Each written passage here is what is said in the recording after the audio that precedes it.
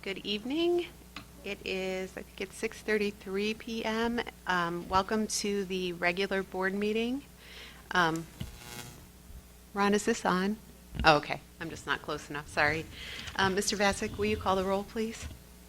Campbell. Here. Chrysler. We're all on now. Here.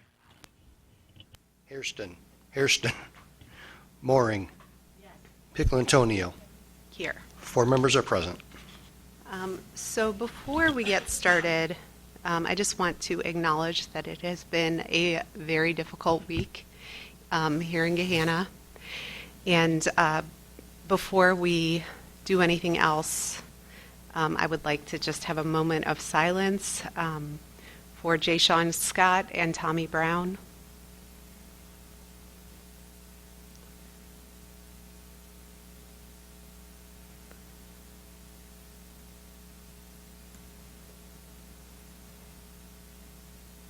Thank you. And if you'll all please stand and join us in the Pledge of Allegiance. Pledge allegiance to the flag of the United States of America and to the republic for which it stands, one nation, under God, indivisible, with liberty and justice for all.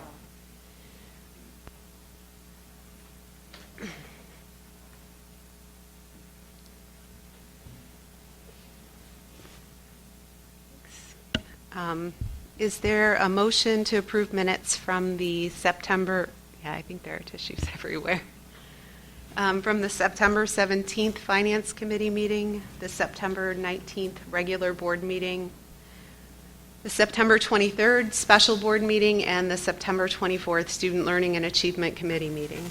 I'll move. Mr. Campbell, is there a second? I'll second. Ms. Mooring, any changes to those minutes at all? Okay, Mr. Vasic, if you'll call the roll. Pickle Antonio. Yes. Campbell. Yes. Chrysler. Yes. Mooring. Yes. Motion carries 4-0. I'm kind of all over the place. I apologize. I guess the other thing that I want to acknowledge is the tremendous work that our principal, Jessica Williams, and our mental health specialist, Lisa Kelly, and all of our staff at the high school and at central office have put into trying to make this week a little bit easier for our students.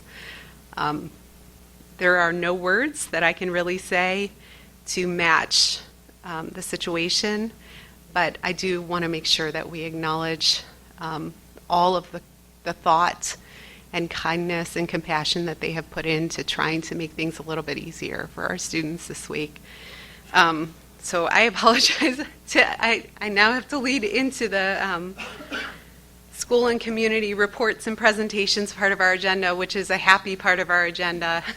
And I promise we'll shift gears and we'll be happy. We're excited to hear from you, Mr. Bentley, and from your students.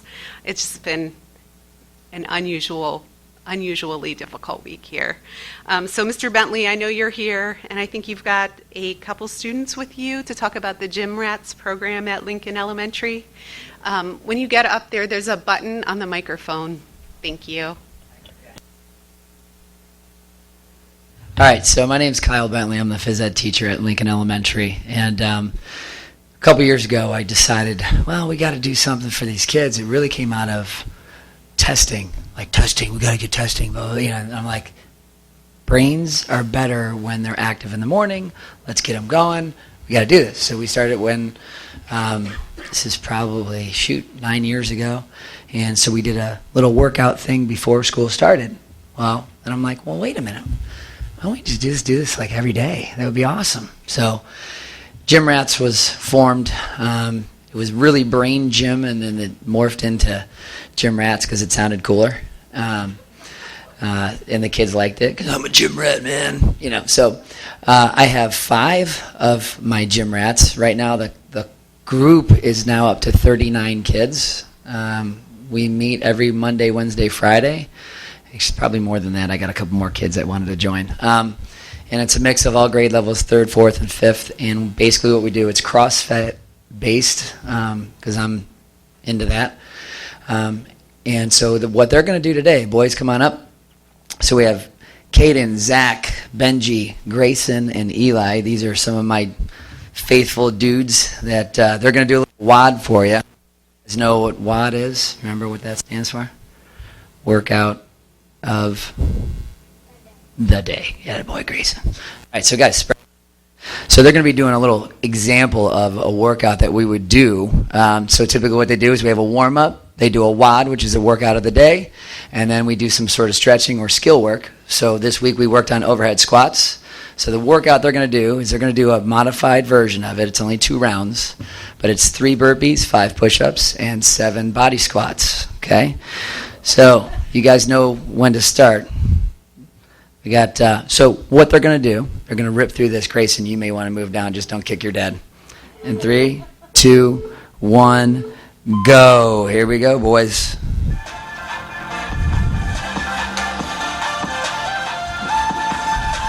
The reason why we're doing this is we get these kids up, get them moving. It's been increased. We call it our daily dose. Dopamine, oxytocin, serotonin, and endorphins. By exercising in the morning, they're waking up their brain, right side, left side. Not only that, but they're gaining like good habits of daily exercise. But we also talk about nutrition.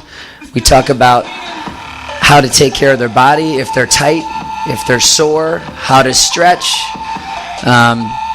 It's just really a good thing for their health. Good job, Zach. Nice, Benji. Heels on the ground, Caden. Come on, Grayson, catch up. Go, Eli. Go, Eli. Nice. And there it is. So, 2 rounds. Usually we go 5 or 7 minutes. We'll do a 5 to 7 minute AMRAP. What did we do? We did a 10-minute AMRAP the other day where they were doing walking lunges. They were doing plate pushes. I brought in some old plates that I had from our gym. So these guys are doing a great job. These are my gym rats. Guys, would any of you like to say anything about the program? No? What's your favorite thing about it, Zach? Gets you stronger. I like that. Eli, what about you?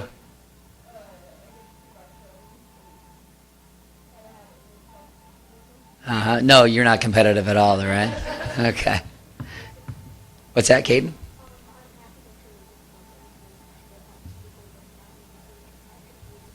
Thank you, buddy. I appreciate that. Grayson, you want to add anything, or Benji? Love it. That's good. That's the majority of it. You get to hang out with your friends and do something that's good for you. Benji?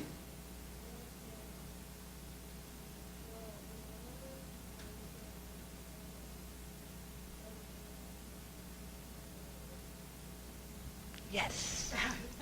That's exactly. So, good job, guys. Lincoln Gym Rats. Thank you. Thank you to your parents, too, who brought you here tonight. Thank you, guys. Thank you so much. Thank you, Mr. Bentley, for not asking us to join in. That, too. It's a very, very tough workout. So thanks for being here tonight. Is Grace Marika here? I don't think. We're going to move on to Gahanna Jefferson Education Foundation. I think Sharon, there you are. Sharon Tomko is here from Gahanna Jefferson Education Foundation.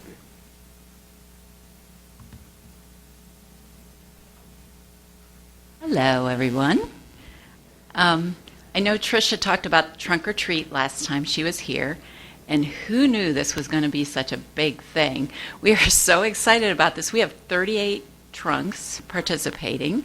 I thought if we got 20, it would be a success. So 38 is huge for us. And I just want to say thank you so much to Daphne because she has joined in and really helped us out in our efforts to make this a positive. One thing that I think is really special is I threw it out to the high school not knowing if anybody would be excited about it, and they jumped on board like crazy. So we have 5 groups from the high school that will be participating. We have National Honor Society, we have the Art Club, we have Teaching Professions, we have the Gear Program, and the Architecture Program. So that's really cool. So, yeah. Oh, right, in Eastland Fairfield. Yep. So we're really excited. It's October 24th from 5:30 to 7 at the Clark Hall parking lot. So if you don't want to participate, don't be anywhere around here next Thursday. I think it's going to be pretty crazy. I also want to mention, I know I sent out an email to the board. Our annual Veterans Day ceremony is Thursday, November 7th. That starts at 9:30. This is where we honor our veterans. It's the high schoolers come out. It's really a special ceremony, and I welcome everyone to come to that. I also want to remind people that we are accepting nominations for our Alumni Hall of Fame and our Cornerstone Awards. And I did bring, you can find the applications on our website, but I did bring a couple forms in case someone comes to mind and you just want to fill it out real quick. And then just something special, I'm kind of taking off my foundation hat and throwing on my workforce development hat. We work closely with the Gahanna Area Chamber of Commerce. And our GEAR program, which is our, I always have to write this down, Gahanna Employability Adult Readiness Program, we're working with them to participate in the Business Expo that the Gahanna Area Chamber of Commerce is having. And it is a great event. There's businesses all around the area, and it's a great networking thing. And the program, GEAR program, is working on with the kids as far as talking to adults, telling them about all the great skills that they have. And I think it'll be a great opportunity for our students to network about all of the jobs that they're available and that they can do. So that is in October 29th at 4:30, and the Chamber of Commerce is really excited to have our students. So I think that's it. Does anybody have any questions? And this, I'm showing off Judy's flyer that she made for our GEAR students to show the different businesses. Thank you so much. Oh, thanks. Next, for Gahanna Jefferson Education Association, Mrs. Rack is here. Good evening. My name is Bethany Rack, and I teach first grade at High Point Elementary, and I'm one of our two site reps for GJEA. I just want to start by saying that GJEA and High Point send its deepest condolences to our family at the high school during this time. We know that we're one Gahanna family, and we decided at High Point to wear blue and gold tomorrow to show our support to the students and staff at the high school. I also want to thank the board on behalf of GJEA for listening to our concerns last year regarding the need for mental health support for our students. We now have the full-time guidance counselor in our buildings, and I'm personally already seeing positive results with that change. So thank you for listening to that. As always, things have been busy at High Point. We had a successful walkathon in September, and we couldn't have had a more beautiful day weather-wise. Parent-teacher conferences wrapped up and were very well attended. I was personally able to meet with every parent to celebrate the success of their children. Tomorrow, our fifth graders will host their grandparent or special friend in our annual Grandparents' Day, and I know that that's always a special day for those fifth graders. And we are already planning for our annual Veterans Day assembly in November. I also wanted to just make a point to thank the supportive PTA that we have at High Point. It seems like whenever a need comes up, they're always there to help us. So we saw a need for some new microwaves in our staff lounge, and we have two brand new ones that are beautiful and working. I got to use one today. So thank you to our PTA for that. And our students always seem to know needs that we have and are able to voice those needs. So they felt like we needed some brushes on our playground for shoes so that we don't track mud into the school. So the PTA purchased 3 shoe brushes, I guess you would call them, and maintenance installed them today on the blacktop. So I got to teach our first graders today how to use the shoe brushes to get the mud off of our shoes. But the students wanted to keep the hallways clean and the new rugs in the classroom. So again, PTA stepped up and purchased those brushes for us. As she mentioned, both GJEA and High Point will have trunks at next week's trunk or treat. And so we're excited to pass out candy and see students from our school during that event. And finally, GJEA held elections last month for both the national and Ohio representative assemblies. And I was one of 11 teachers elected to go to the local one this year, so I look forward to attending as a first-time attendee. So thank you. Okay, thanks, Ms. Rack. I don't think that there's anybody here from the city tonight, so Ms. Mooring, do you have an update from Finance Committee? Sure do. We met Tuesday, October 15th, and had a pretty full slate, but we cruised right through it. First up was the September financials that Treasurer Vasic will speak about tonight. Secondly, there were, I think, 8 or 9 appropriation amendments that are on our agenda tonight that we discussed. Then we moved to State Foundation and Student Wellness Funds, only because one of the appropriations is creation of a new fund to manage those dollars. Then next we talked about the 5-year forecast assumptions and gave our treasurer some direction in the scenarios that we would like run for our review at next month's Finance Committee. And then finally, we reviewed 2 TIFs that are being offered by Jefferson Township, and they are TIFs that make the school district whole, so they are not penalizing us. We will receive the dollars that would be paid in property taxes through a city or through the township coffers. So we, I think, just had a general discussion, and because there's no negative financial impact, proceeded to, I think they're asking us tonight to vote on waiving a time frame to be able to shorten the time frame for that development. So nobody had any problems with proceeding with that, and it is on tonight's agenda.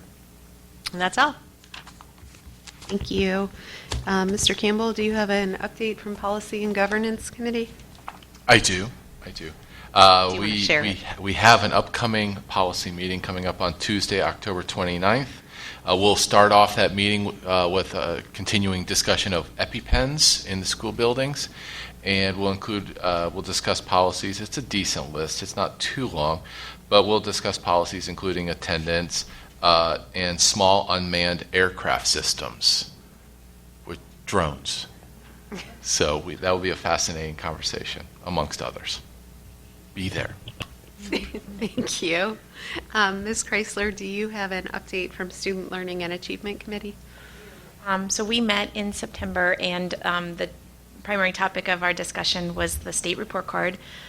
Just want to thank the staff, Jill Elliott and her team, for putting together, once again, a very thorough analysis of the report card and really taking the board and any guests that were there that night through section by section and explaining what the standard was, how it's evaluated, and where we either have room for improvement, where it doesn't really matter because kind of how our composition is made up, we're not going to get those points anyways, or where we did really well and exceeded expectations or benchmarks from previous years. And so that was a fantastic meeting. If you didn't get a chance to attend, it is on tape and very much worth listening to if you're listening to this right now, because it is such a great explanation of the report card and the evaluation system.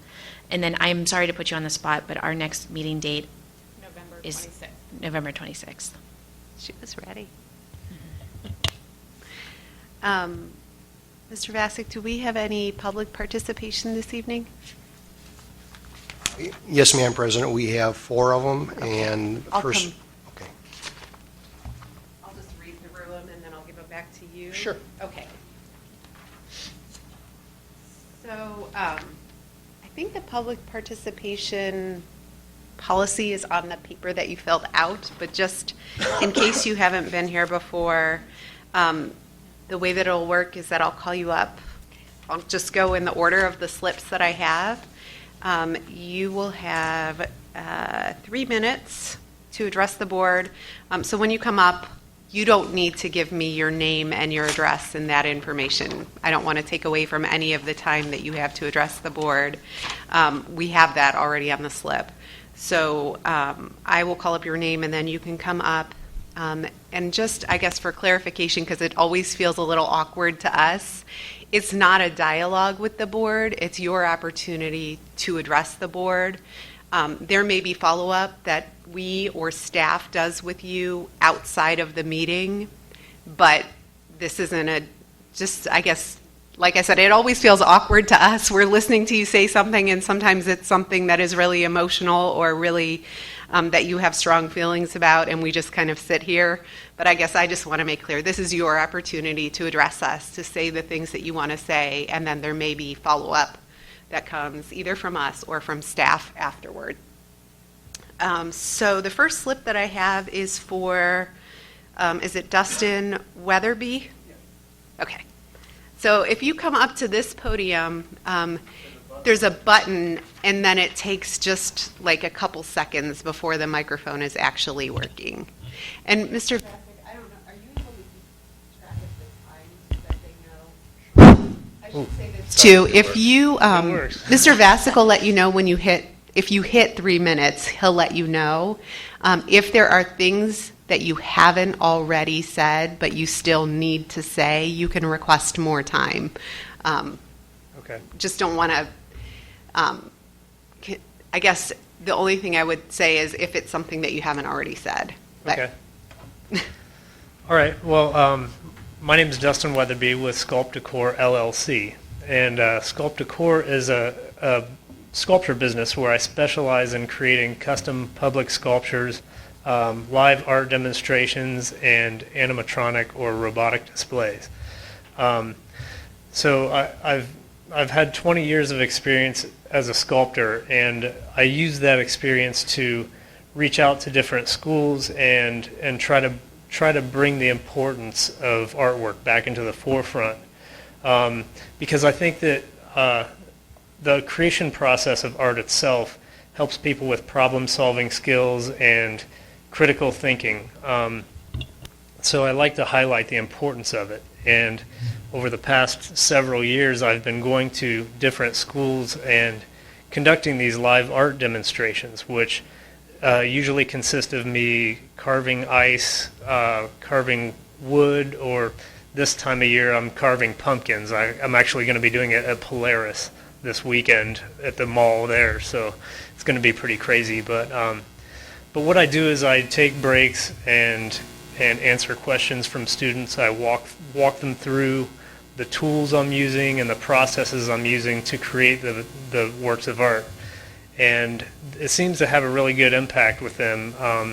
And the staff that I've talked to say it's like taking a field trip, that they don't have to go anywhere. I think it's going in and out, but anyway. Yeah, so the staff members basically say that it's like taking a field trip that they don't have to go anywhere for, because I'll come to the school, set up, my canopy and my partitions and everything, and I'll carve a piece for them. And I've done them at several Hilliard schools. Upper Arlington Jones Middle School, I carved their mascot, which is going to be hanging in the new high school once they get that finished. And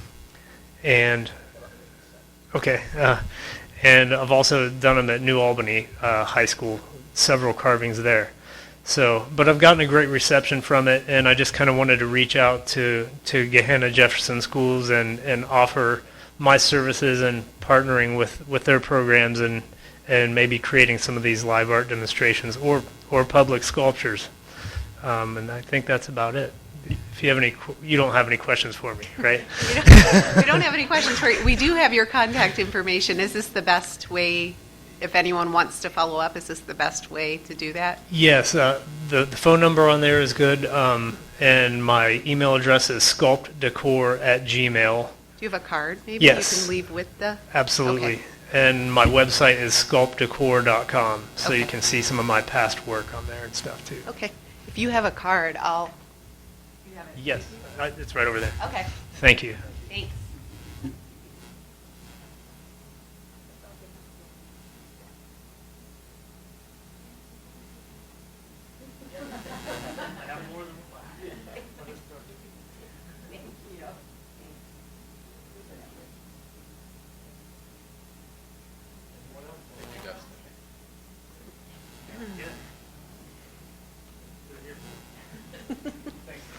Thank you. Thanks for coming. Does your website have video of your? I know I'm like blowing all my rules. I'll go to your website. I do have a lot of videos. I actually will create time lapses of the artwork and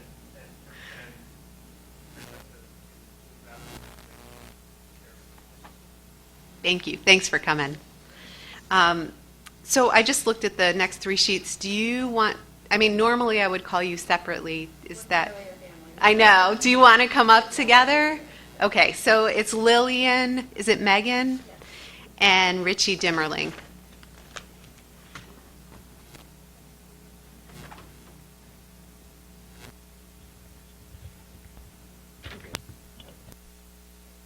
Okay, can you hear me because I'm short? Okay, all right, perfect. My name is Megan Dimmerling. This is my daughter Lillian. She is in 4th grade at Lincoln, and we are here. Really, first, I would like to tell you thank you. We have 3 children in the district. 2 of them have gone through the preschool program, through IEPs, 504s, and we have felt very supportive, and we have shared that across the district. I teach in Dublin. I've shared across Dublin how supported and how much we love being here. We're here today to ask you for help with her 4th grade class. She's in a 4th grade class at Lincoln. When they were in kindergarten, there were 3 sections. I know that was a different superintendent. At that point in time, it was determined that based on the dynamics of that class, not just the IEPs, not just the behaviorally handicaps, not just the RTI 504 kids, but truly the unidentified needs within that class, that they needed 4 teachers. Unprompted, meaning without parent request, the district provided us 4 teachers in 1st grade. So what she had in 1st grade and she had in 2nd grade. In 3rd grade, that was something that was taken away, and I know that you all remember us being here at the beginning of the year last year, and we were given 4 teachers because the dynamics didn't fit. It didn't work for them. That was taken away again this year, and truly there was not a 4th grade parent who believed that was happening.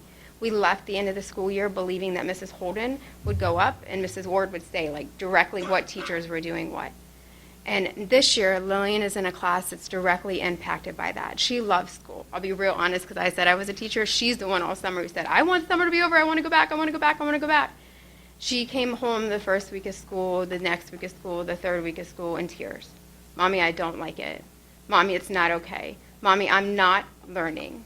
She's not learning because the academics and the social emotional, which we just talked about, is not happening correctly in her class due to the large class size in there and the behaviors in there.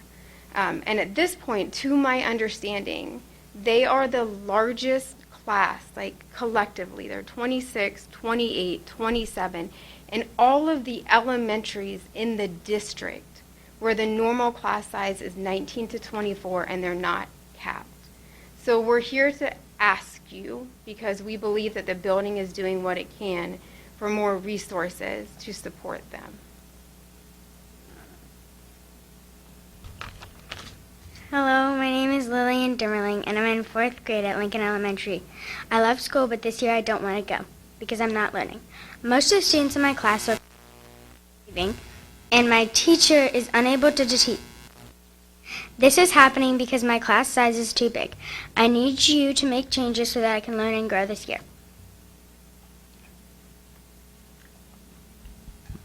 My name is Rich Dimmerling. I'm Lillian's father. We do recognize that, the district's done a lot. Trying to better understand myself, I guess the decision to go down to the 3 teachers this year, I've kind of been struggling with that. But I wanted to introduce myself to the board because you'll be seeing some emails from me and my wife. Will be following up. And just wanted to take the opportunity to kind of put a face to the name. So thank you so much. Thank you guys very much for coming. And Lillian, Lillian, I know that had to be a little bit scary, but thank you very much for coming and speaking to us directly. We really appreciate it.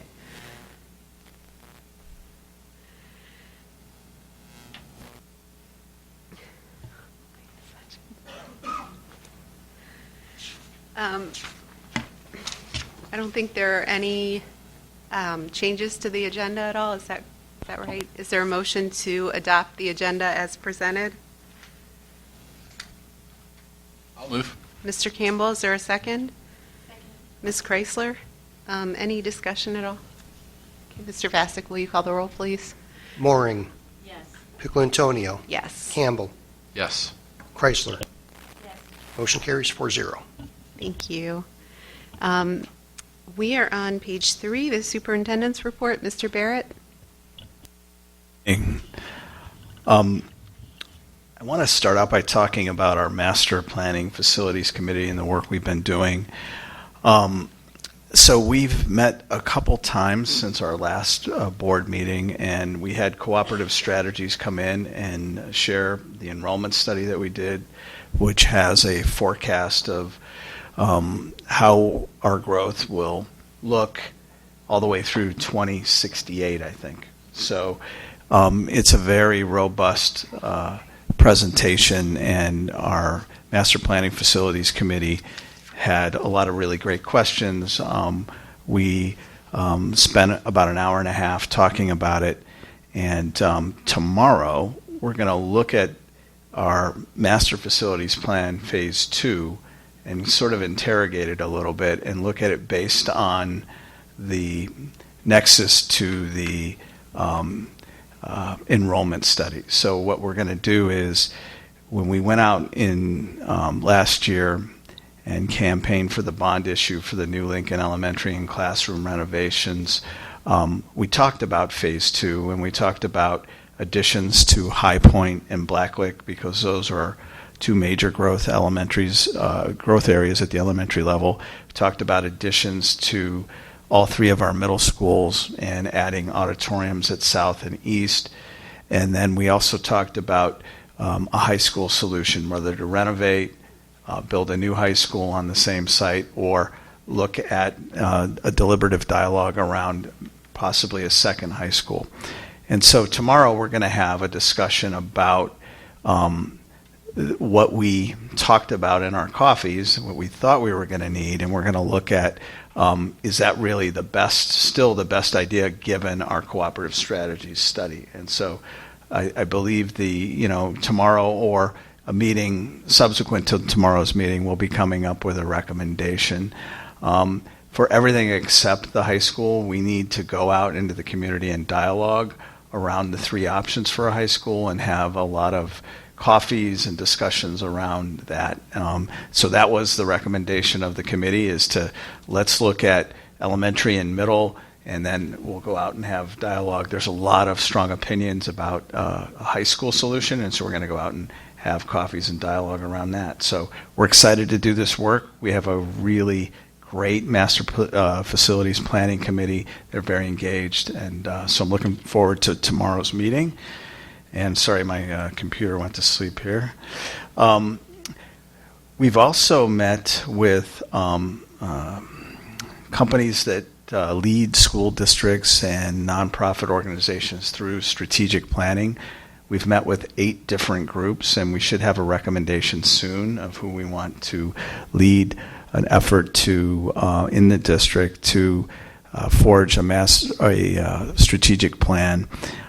We've done a lot of work around curriculum instruction and assessment. We've done a trend analysis looking at our costs and what we spend and what our performance in the classroom is. So we have a lot of comparisons. We have a technology forecast and plan. We have the makings of a capital plan. So we've done a lot of planning sort of inductively, and so we want to meet with a strategic planning committee and then have lots of focus group, show the work we've done, have it interrogated a little bit, and then developing a long-term 3 to 5 year plan. So we're excited to do that work, and then we should be ready to go, and hopefully we will get started soon and complete it by the end of the school year. So that would be our goal.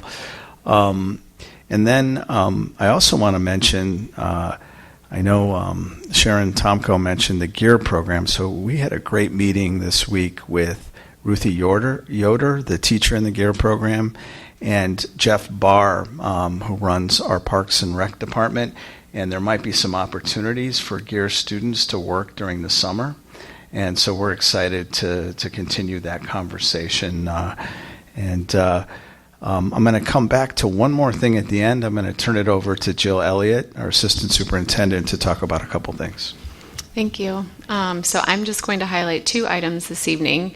Tomorrow, actually, we will wrap up our first round of embedded professional development with our Conscious Discipline program at the elementary levels.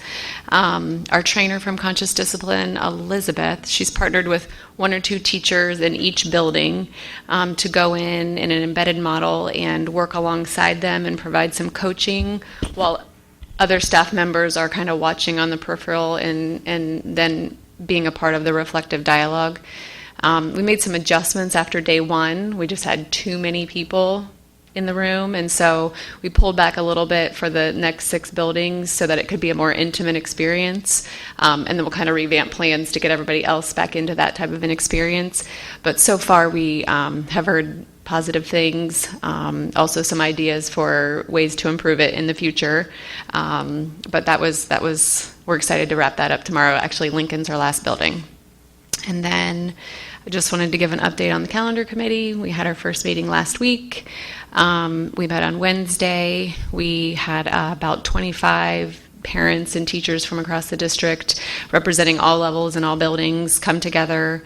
We had some time to review the current and previous calendars, highlight things that were strengths and we liked, other ideas that we wanted to improve upon, and then the group was able to come up with a set of priorities that they'd like to see included in some draft calendars, which we'll take a look at next week and try to kind of trim it down to a couple to send out then to the greater community for feedback. So successful meeting last week, and we will get together again next week. Send out to the greater community. Are you thinking there will be a survey again like we did? Was that 2 years ago? 2 years ago we did a survey and we had 1,500 responses, so I thought that was a great way to get feedback from a large number of people, so we'll do that again. The survey last time was really broad. If I remember taking the survey, touched on a lot of different aspects of the calendar. Do you think the survey this time will be a little bit more narrow because we'll identify some strengths that are, and we'll be able to limit it more focused on maybe some areas that can be worked on, or do you think that this survey is going to be just as broad? Well, so it's interesting because to be a part of the discussion, oftentimes ideas don't align. For instance, we want a later start, but we also want to finish before the end. We want the first semester to finish before winter break. Well, those 2 things don't usually work together. And so given the ideas that came out, I've been working on putting together 4 or 5 calendars that meet a majority of those options. Which will then kind of look at which presents the best opportunity to make the greater, to meet the most number of priorities. And so, once we kind of trim it down to a model, that's where we'll kind of go out. And it was general. We basically had the 2 calendars and people could select, I prefer this one, I don't like this one, or I don't really have a preference. And then they were able to give specific feedback about the calendars in narrative form, to which I had gone through and I tallied up all the responses and kind of looked for the trends. I can talk with the committee about how we might be able to get more specific feedback, and I'm curious, about your ideas about what those questions might look like. When you get a lot of people's ideas coming together, we're just trying to do our best to streamline them. Right. It's one of those questions. Says, are we settled on when we take spring break? Or is that a settled issue in our district, or is that not a settled issue? Is every issue back up for debate, or are we okay with different approaches, and we can kind of cross those questions off because we found the district likes it a certain way. Yeah, that's a great question. So we start out with a certain set of parameters that we have to work within, the number of contract days, and obviously state testing is set by the state, and so that kind of dictates a little bit where our spring break usually falls. So there are some, parameters that we have to work within. That's usually where we start in taking a look at those things. Mm-hmm. The timing, I can't remember anymore. Mm-hmm. It came to the board last time in November? November. Mm-hmm. Yeah, so we're thinking looking at November, December again. Okay. Mm-hmm. And I think I had shared at the last meeting, we're looking to do 3 years worth of calendars. So we'll kind of settle on a model, a template, and then we'll duplicate it for 3 years so that we always have 1 year completed as we're working on the next set. With the caveat that 21-22 and 22-23 school years will kind of have a subject to changes, because certainly the teacher's contract and negotiations play into some of those components also, as far as the number of professional development days and things like that. So we'll have them mapped out with the last 2 years, subject to possible changes. I appreciate too. Just to update everybody, there's a young boy at Lincoln who is just finishing treatment for cancer, and so he is eligible for a Make-A-Wish because of his fight, and so they've asked for as soon as possible, when we know when spring break is going to be in that year 2021, to let them know, because they have a certain time frame that they need to commit for the Make-A-Wish, and so they're working under those parameters. So, thank you for I reached out Working to both to get of that. you and thinking about that, and if that was one of the things that we could nail down. As quickly as possible. I've got a good idea in my head of where I think it's going to fall. And they So. understand that it'd be subject to board approval, and that any decision that they make prior to the board approving it would just be at their own risk. But if that's one of those things that is fairly consistent or static or without change, then that would be nice to be able to follow up with that. And then certainly if any of you have particular ideas you'd like to have considered, shoot them my way.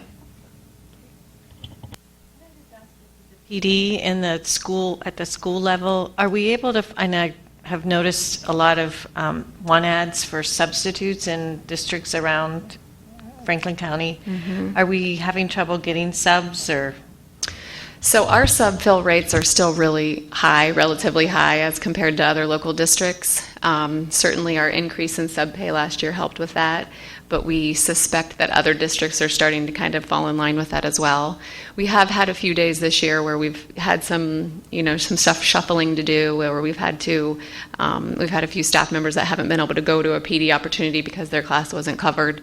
So one of the things we did as a curriculum team this week actually was every single staff member in the district, we outlined every single day we had planned for them to be out for PD in the various areas, so that we could really make sure we had a good pulse on not only the opportunities we're providing, but how often are staff out of the classroom, because we know that's an impact on the building.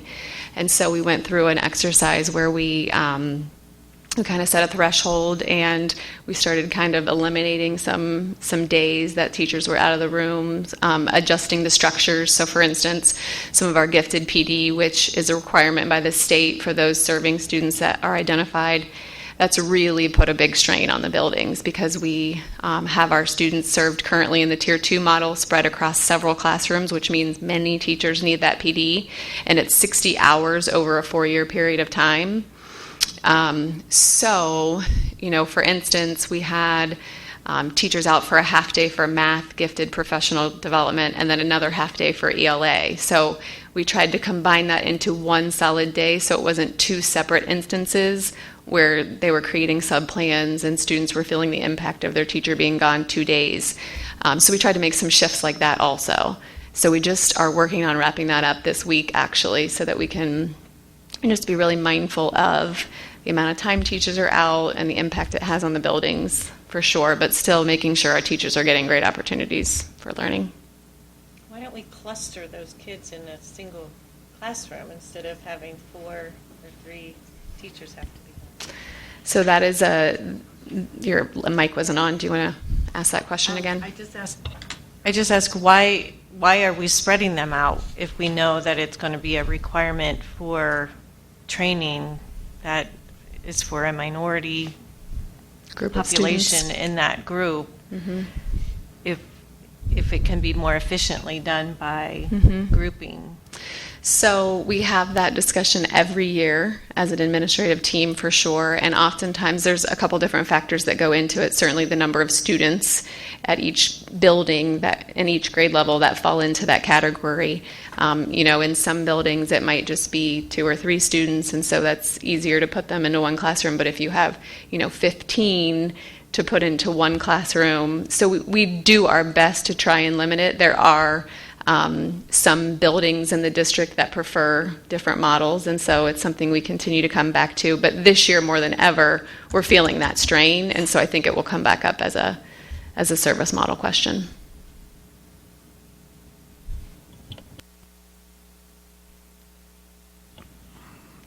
Thank you, Jill. I just have one last thing to cover here and say. We've had a very difficult week in our schools. We've mourned the loss of 2 beloved members of our community and our schools. And I just want to say a couple words about Jay Sean Scott and Tommy Brown. Jay Sean was a junior at Gahanna Lincoln High School, passed away on Tuesday. He was an integral part of our football team and our school community. Many will remember his contagious smile, his sense of humor, his general exuberance for life, and his energetic and positive spirit. We are all grieving his loss, and our condolences are with his family. Tommy Brown was a 2013 graduate and former football player at Gahanna Lincoln High School. Tommy was affectionately known to coaches and players and fans as Touchdown Tommy Brown. For several years, Tommy Brown coached in different capacities at Gahanna Middle School West, which has recently had a combined team with Middle School East the last 2 years. Most recently, he coached the West and East team as an offensive coordinator. He was kind-hearted, great sense of humor, and a warm presence. Many teachers, football players, and coaches are mourning Tommy's passing. Our condolences are with his family. I am so proud of the leadership of Jessica Williams, Lisa Kelly, our mental health coordinator. Jessica is our high school principal. All of our counselors, our teachers, support staff. They have done an incredible job allowing students to feel what they're feeling, to grieve, to mourn, and that has been the most important focus this week. Yes, we had the PSAT test yesterday. It wasn't the most important thing we did yesterday. And I am so proud of our football coaches and our cheerleading coaches and the way they handled this situation. It is really, really difficult to lose anyone in life, but to lose 2 young people is particularly painful. So I have incredible gratitude for our staff and our students, and I want to say a word about our students. So the student section showed a lot of leadership this week, and they came to Mrs. Williams, and they have plans for the game, and it's going to be a blue out tomorrow. Everybody's going to be wearing blue, and it was really moving to me to hear that Lancaster's athletic director reached out to Kat Harris to say that they were also going to wear blue. All the football players will have decals on their helmets with Tommy's initials and Jason's initials, and there'll be parents passing out ribbons. There'll be all kinds of things. It's a football game, but the football almost doesn't matter. And our coaches have actually said that to their team. We're going to go out and play hard like we always do, but we're going to have a lot on our hearts and our minds, and we're grateful for Lancaster and the gesture of support that they gave us. And Jay Sean's mother will be there. She has a special seating arrangement, and all of this, so much of it was planned by our students who are deeply affected by this, and so I'm looking forward to tomorrow night. It's been a tough week. Thank you.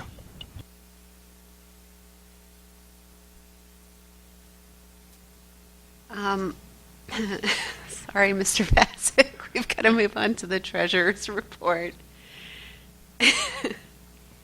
Thank you. There are 4 items of financial business for the board's consideration tonight. The first is the financial report for September, which is the end of the first quarter. Just a quick look in the general fund. We've had revenues of $42.2 million, which represents a 15.1% increase from this point last year. Expenditures were at $22.9 million, and that reflects a 3% increase from last year. Our ending unencumbered fund balance for September in the general fund was $23.2 million, compared to $14.1 million last year. So everything's tracking fine so far this year. Item 2 is a listing of high school and middle school athletic pay scales for game workers. These workers are paid through the athletic fund. Third item is appropriation amendments. Mrs. Mooring mentioned the new appropriation for the student wellness and success funds.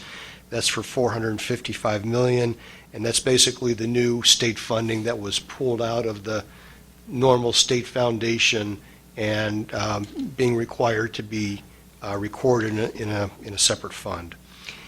And the balance of the majority of the other amendments are federal funds. These numbers reflect the unspent carryover balances from the federal grants last year that we're now adding to this year's budget. And finally, listing of donations to the district totaling $6,579. Thank you. Yo. Just want to correct, when you reference the new student wellness fund, I think you said $455 million. Did I really? Uh-huh. I think it's I'd like to correct that. 455,000. Yeah. Million. We'd like it to be 455 million, but it's 455,000. We can make it happen. Yeah. Hell, that's what we can do. Just add some zeros. Thank you, Mrs. Moore. Is there a motion to approve items number 1 through 4 under letter C, financial business? So moved. Ms. Mooring, is there a second? I'll second. Mr. Campbell, any additional discussion about any of these items? Okay. Mr. Bassick, you want to call the roll? Mooring. Yes. Pickle-Antonio. Yes. Campbell. Yes. Chrysler. Yes. Motion carries 4-0. We are on letter D, educational pupil programs and services, and there are 5 items for action. If there is no objection to taking those items together, is there a motion to approve items number 1 through 5 under letter C? So moved. Ms. Chrysler, is there a second? I'll second. Mr. Campbell, any discussion? Okay, Mr. Bassick, you want to call the roll? Chrysler. Yes. Mooring. Yes. Pickle-Antonio. Yes. Campbell. Yes. Motion carries 4-0. There are 28 items for action under letter E, human resources. If there's not an objection to taking those items together, is there a motion to approve items number 1 through 28 under letter E? Ms. Mooring, is there a second? Ms. Chrysler, any discussion about any of these items?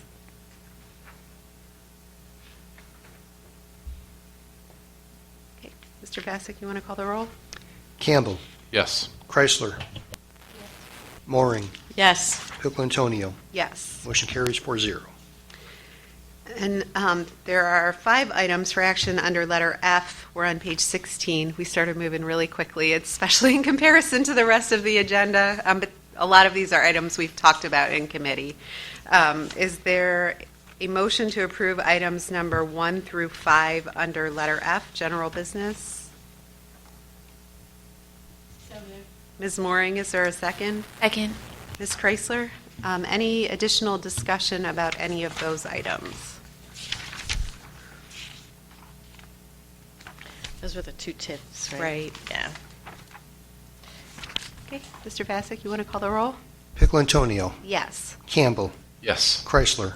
Yes. Mooring. Yes. Motion carries 4-0. So we're on page 23. I have a really brief legislative update. So Senate Bill 26 is a bill that does a lot of things, but among those things, it permits teachers to deduct from their state income taxes up to $250 for out-of-pocket expenses for classroom supplies and professional development. That bill passed out of the House by a vote of 90-0. The House did make some changes to the Senate's version of the bill, so process-wise, it has to go back to the Senate for a concurrence vote, but assuming that there's a concurrence vote in the Senate, that bill will then go to the governor for signature and be effective 90 days. I think this is one that is still a 90-day effective date after signature, but I'll give an update next month. And then the second bill that I want to mention is House Bill 305. So last year I talked a lot about the Cupp-Patterson plan for school funding. I think I talked about it almost every month last year. That bill didn't end up going anywhere, but it has been reintroduced this General Assembly. It is House Bill 305, and it is in the House Finance Committee. It had its first hearing yesterday, and that first hearing was just for the bill sponsors to go over what is in the bill again. I haven't seen the hearing schedule yet, but I imagine that there will be a lot of hearings in the House Finance Committee about the bill. So you can look forward to more updates about Cupp-Patterson plan. I know I don't have Eastland Fairfield on here as something that I was going to give an update about, but I did just want to mention that my term is actually up on Eastland Fairfield Board at the end of this calendar year. So when we talk again about liaison assignments for next year, that'll be one that we have to talk about. Are there any other items from any other board members? Just a reminder that the joint meeting that was advertised and scheduled for Monday morning at 7:30, which was the enrollment presentation, has been canceled. We will reschedule that meeting with the individual public entities, so we will, and Mrs. Piccolantonio, if you can reach out to the president of council, president to president, and ask for some opportunity to either come to the committee of the whole or to a regular meeting, and for our consultant to give a presentation. And then I will work with Trustee Rowan with Jefferson Township on identifying an opportunity for us to come to that meeting and give an enrollment update. I think that was one of the biggest questions from those two public entities when we went and spoke to them about our last levy, and so is how we were dealing with enrollment. We told them that we were undertaking a study and promised that we would come back and give them an update, and so that's probably important moving forward and to get their feedback on where we are with that update. Anything else from any other board members? Can I just add one thing? So in my report, I neglected to mention and thank Steve Tart at Middle School West, Tom Fogel, the football coach, our counselors, our mental health specialists, our teachers. We met with them on Monday and again on Tuesday. They did a phenomenal job with our 7th grade football team and really the whole school, who were mourning the loss of Coach Brown. So I want to thank Steve and his staff and our parents for all they did. And I'm anxious to hear how they did tonight. At 5 o'clock was their last game. So thank you. One last thing, and I think also a thank you to the parents of and friends of the football players for the high school. The coaches decided on Tuesday at 2 o'clock that based on some of the things that they had heard about how kids were reacting in mourning and some of the need for them to be together as a team, that they would do an additional team meal this week. And so they pulled together in a matter of 45 minutes enough support to be able to feed the entire football team at 5:30 that night, which is pretty phenomenal. Alumni parents came. They were, oftentimes there's one or two people at a table, parents serving. They were 4 deep at the table serving drinks and desserts, more desserts than you could possibly imagine. Usually through the line at team meal, you're only allowed 1 dessert until everybody gets one. And that was a special night because people were getting 3 and 4 and 5 desserts because we had so many and because of the generosity of so many people, alumni and parents. And so it really, I think at the end of the day, showed that team and those coaches that this is a community and that the community's behind them and standing up with them. And I believe that the boosters paid for the pizza. And so those parents really stepped up to make sure that that group had an opportunity to break bread together and spend as much time together as possible. And so those are really, really special ways, I think, to respond in such a tragic time. Anything else from anyone else? Okay, is there a motion to adjourn? I'll move. Mr. Campbell, is there a second? I'll second. Ms. Mooring, any discussion? Mr. Bassick, you want to call the roll? Mooring, Yes. Pickle-Antonio, Yes. Campbell, Yes. Chrysler. Yes. Motion carries 4-0. We are adjourned at 7:35.